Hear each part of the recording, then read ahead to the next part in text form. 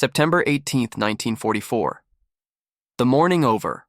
Lorraine was gray and wet, the kind of damp European cold that worked its way into bones and machinery alike. General Franz Bach once said that battles on the Eastern Front had been decided by steel and blood. On the Western Front, they were decided by fuel and time. But for the German officer who stood over his maps that morning, time appeared briefly to be on his side. His name was General Heinrich von Luttwitz, commander of the Exelfeben Panzer Corps. Yet the narrative of that battle often condenses around a single man on the tactical level. Oberst, Colonel, Heinrich von Lauchert, a seasoned panzer commander whom many American tankers would simply call the Panther General. Under him stood the newly formed 113th Panzer Brigade, a formation that embodied the last flicker of German armored optimism in a war that was otherwise unraveling at the seams. The brigade was fresh, painfully fresh. Its officers had barely graduated from crash courses in armored tactics. Its enlisted men ranged from hardened Eastern Front veterans to boys born after the stock market crash of 1929. Its equipment, however, was immaculate. The German factories, straining under Allied bombing but still delivering miracles of mechanical engineering, had sent 58 factory-new Panther Ausf G tanks to Lorraine. They gleamed with fresh Zimmerit paste and paint. Their optics were without scratches. Their engines purred with the smoothness of new machines. German officers, even those cynical from Russia or North Africa, could not help but feel a flicker of pride as they walked the rows of Panthers clattering in their leaguers. The Panther was a tank designed in the crucible of the Eastern Front and refined through bitter experience. It mounted the lethal 7.5 cm KWK-42 L-70 cannon with a muzzle velocity capable of driving armor-piercing shells through Soviet T-34s at distances measured not in hundreds but thousands of meters. Its frontal armor was sloped and thick, its profile low, its gun optics unmatched. Compared to it, the M4 Sherman of the U.S. Army seemed pedestrian, a reliable tractor with a gun, a tank chosen by industrial planners, not duelists. Von Lauchert, like many German panzer officers, understood that armor was only part of the equation. Doctrine mattered, maneuver mattered, combined arms mattered. But he also believed, correctly, that under the right conditions, Panthers could shred American armored formations long before the Shermans were close enough to return effective fire. And on paper, he possessed those right conditions. Just 35 kilometers away to the west, the U.S. Third Army under General George S. Patton was spearheading a rapid exploitation toward the German frontier. Patton's fuel lines were overstretched. His tanks were thirsty. His maintenance crews were exhausted. His infantry rode on the decks of tanks for lack of trucks. The speed of the American advance had outpaced even their own supply theory. If there was ever a moment to counterattack, to blunt the American thrust before it reached the Saar, this was it. Von Lauchert's mission was deceptively simple. Turn Patton's right flank, roll up the American spearheads, create chaos in rear echelons, and force the U.S. Third Army to halt. Halt meant time. Time meant fortifications. Fortifications meant political leverage. Political leverage meant negotiation. Negotiation meant survival. Germany was no longer fighting for victory in September 1944. It was fighting for terms. The 113th Panzer Brigade would be the scalpel. The 111th Panzer Brigade would follow behind as hammer. At least, that was how it was planned in briefing rooms. But war is not fought on maps. The American position, overextended, exposed, and dangerous. Across the line, the Americans seemed the ideal target. Patton's thrust across France had been so rapid that even the Germans struggled to believe it. Only 3 months earlier, Allied troops were pinned by hedgerows in Normandy, moving kilometers per week. Now they crossed hundreds of kilometers per month. That speed had created a brittle line. The U.S. 4th Armored Division, part of Patton's spearhead, was holding a frontage normally assigned to a corps, nearly 40 kilometers wide.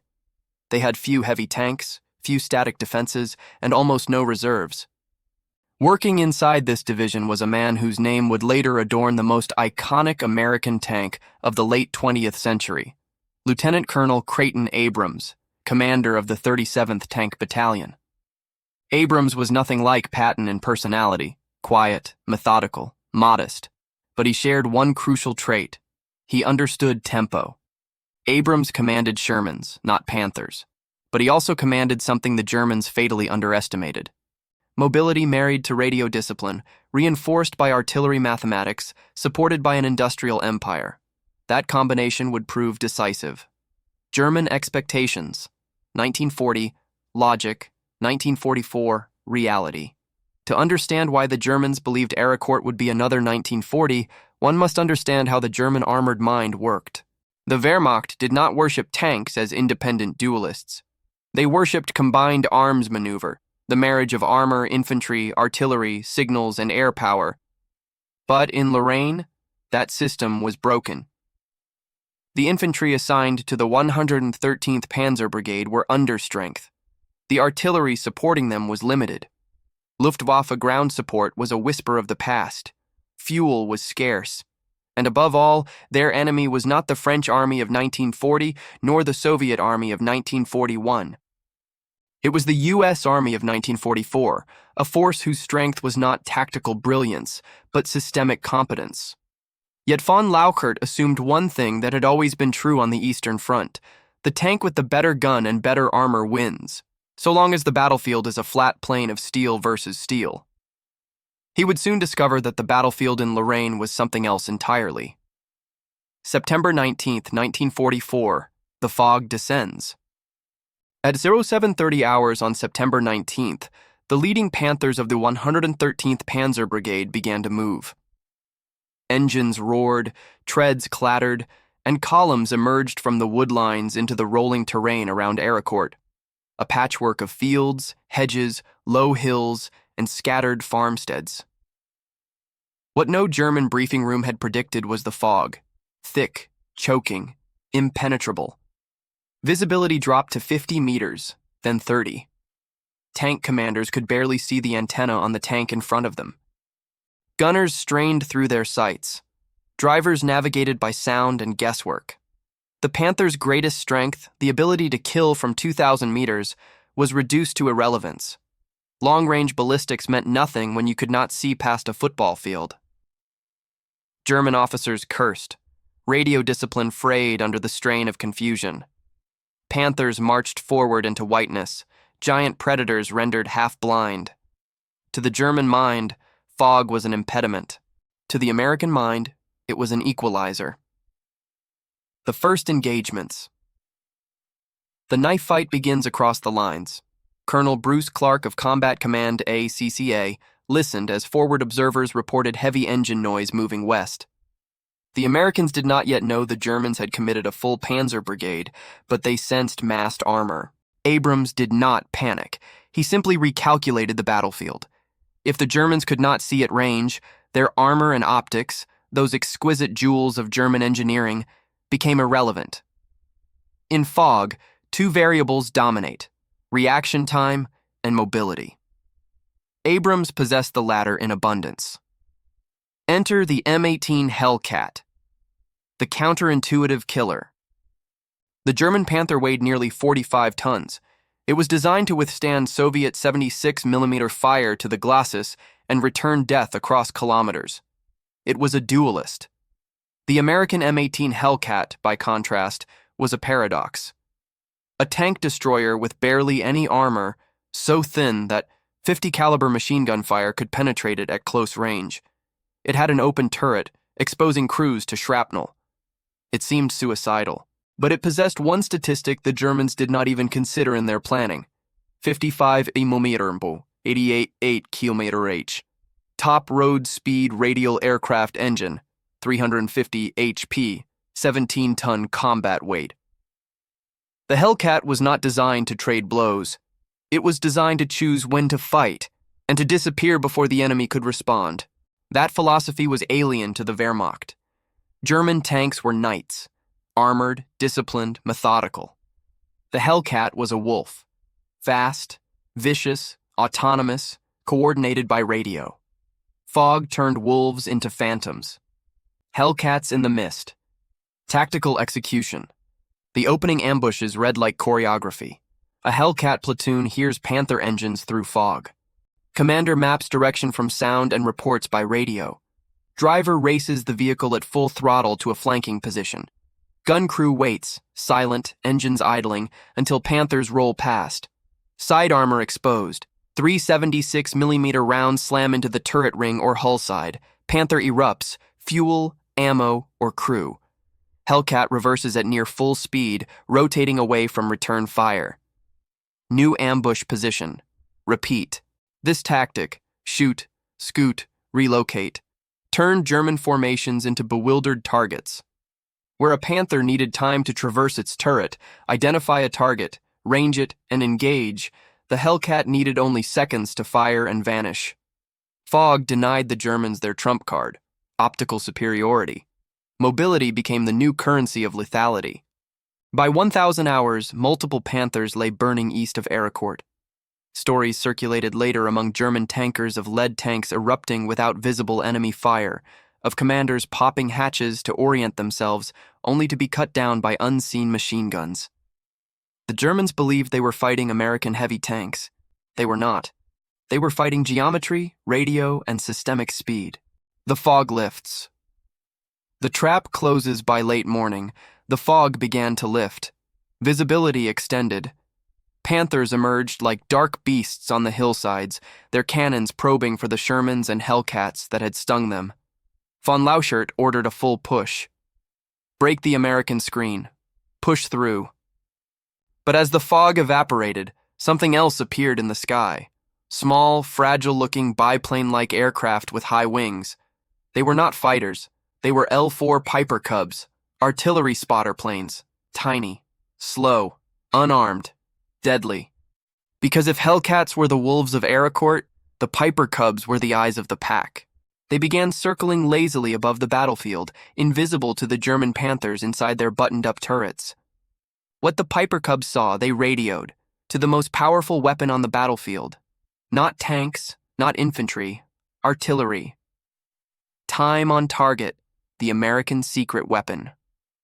American artillery doctrine in 1944 had evolved into something so efficient that German officers struggled to comprehend it even after the war. The key was a mathematical tactic called time on target, TOT. Whereas traditional artillery would fire sequentially, ranging shots, adjusting, then unleashing, TOT calculated backward from an identical impact moment across multiple batteries. It worked like this. A battery 12 km away fires at T30 seconds. A battery 8 km away fires at T15 seconds. A battery 4 km away fires at T5 seconds. Different firing times, same detonation moment. From below, it felt like the sky simply collapsed without warning. On the hills around Ericourt, German grenadiers rode Panthers or marched beside them, standard doctrine to protect tanks from infantry attack. At 12:15 hours, under clear skies, the Piper Cubs transmitted coordinates. Seconds later, the world around the Panther columns transformed. Airburst shells detonated at 30 feet altitude, shredding exposed infantry with razor-like shrapnel. Men who survived Stalingrad and Kursk died in seconds without firing a shot. Radio antennas snapped. Commanders' optics shattered. Telephone lines severed. Tanks survived. Crews did not. The Panther was blinded, deaf, unsheltered. A tank without infantry is half a weapon. A tank without communication is a metal coffin. The system vs. the machine. Von Lauschert's brigade was now operating at half capacity without having fought a decisive duel. This is where the contrast between German and American paradigms appears in sharp relief. Germany built machines, beautiful, lethal, over-engineered machines. But machines are not armies. America built systems, logistical, industrial, communicational systems that made individual machines almost disposable. That difference manifested brutally after the first day's losses. German attrition cycle: a Panther throws a track, abandoned. Transmission fails, abandoned. Fuel runs out, abandoned. Optics damaged, combat ineffective, no spares. Crew casualties, vehicle parked for days. American attrition cycle: Sherman hit, recovered. Engine damaged, replaced. Track thrown, repaired, crew wounded, recrewed, tank burning, replaced from rear echelons, American recovery vehicles, armored wreckers, tank transporters, repair depots, operated during battle. Tanks knocked out at breakfast returned to combat before dinner. German Panther losses mounted not through catastrophic kills, but through mechanical paralysis. By September 20th, the 113th Panzer Brigade had lost over 50% of its Panthers, not to destruction, but to abandonment. Fuel shortages compounded disaster. The 111th Panzer Brigade, intended to support the offensive, arrived late, not due to American action, but because they ran out of fuel on the march. German tank crews were seen siphoning fuel from knocked-out vehicles, begging supply officers, even using hand pumps from farm equipment. It was battlefield absurdity.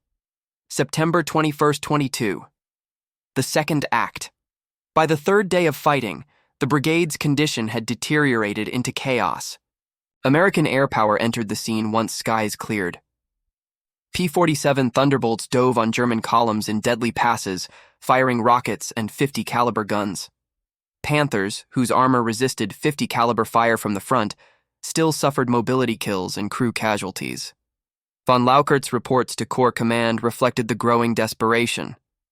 Lack of fuel, lack of infantry screens, broken radios, inability to maneuver due to artillery harassment, confusion in fog, inadequate reconnaissance. Patton later wrote in his diary, "The Germans used their tanks as if fighting on a map. We fought on the ground."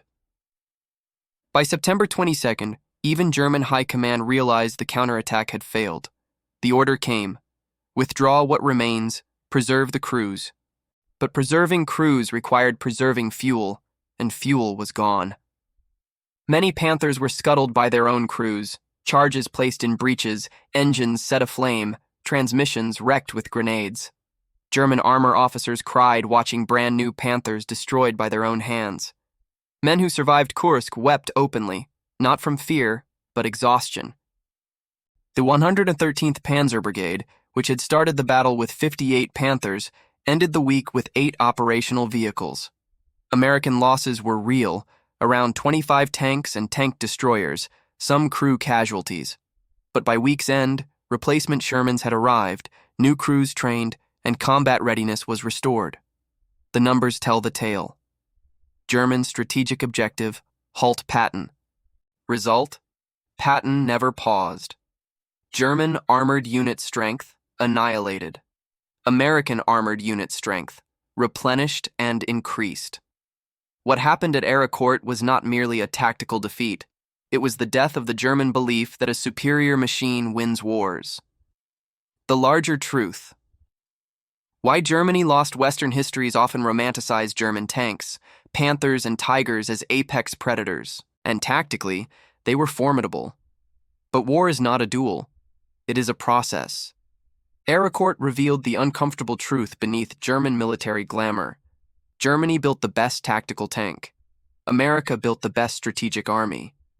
And at Ericourt, strategic supremacy crushed tactical elegance. It was not that German soldiers were less brave.